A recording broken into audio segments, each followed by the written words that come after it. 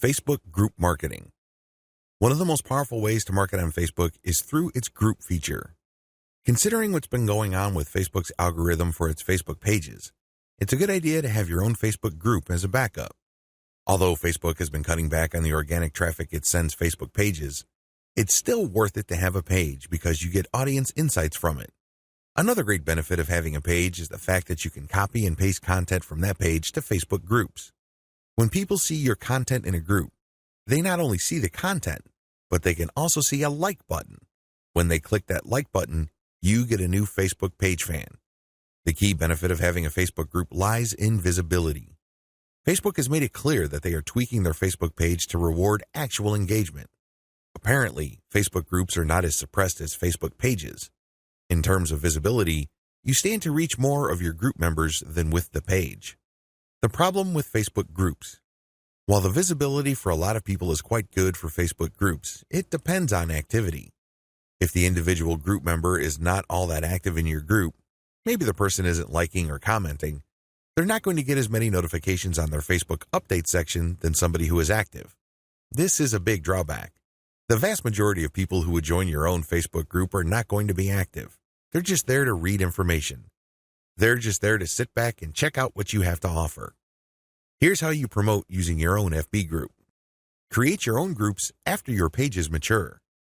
The first thing that you need to know is that you should put up your Facebook group only after your page is matured. You want to know who your audience is on Facebook. You're not going to know that until you have a page up.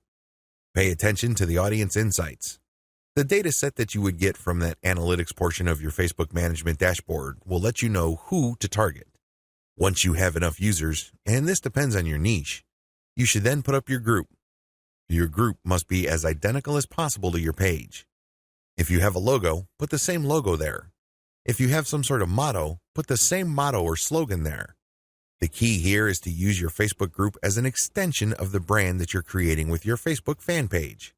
Give your group members a reason for coming back. This, of course, means original content or freshly curated content that you don't show on your Facebook fan page. You have to give people a reason for following you on as many different places on Facebook as possible. This, of course, boils down to premium content. Market to other groups. This is the most important part of Facebook group marketing, because if you were to just build your own group as a supplemental source of traffic for your page, you're probably not going to grow all that much.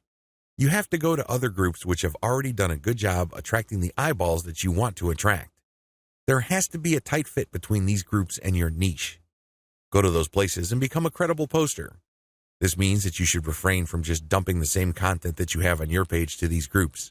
Invest time in them to become a local expert or a credible authority. It doesn't take much. If you're the first person to always comment and your comments are always insightful or bring new information to the table, people sit up and pay attention. People can see that you are an asset to the community, and they are more likely to give you the benefit of the doubt when you share content that obviously comes from your page. Once you have established credibility, share your own page content. As I've mentioned above, these posts not only have content and your brand, but also a like button. This is a great way of getting page fans. Always engage. When people comment on what you post, reply. They might be haters, they might be critics, but it doesn't matter, reply anyway. This conditions the mind of your readers that you are approachable, accessible, and you actually want to help people out.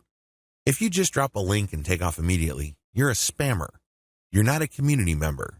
You're obviously not somebody who's there to add to people's knowledge and bring value to their lives. My most important tip: after sharing high-quality third-party content that you do not share on your page in groups, pay close attention to your page's audience insight. Find your most popular piece of content. Look for third-party content that is similar to that and see if you get a lot of positive engagement when you share that material.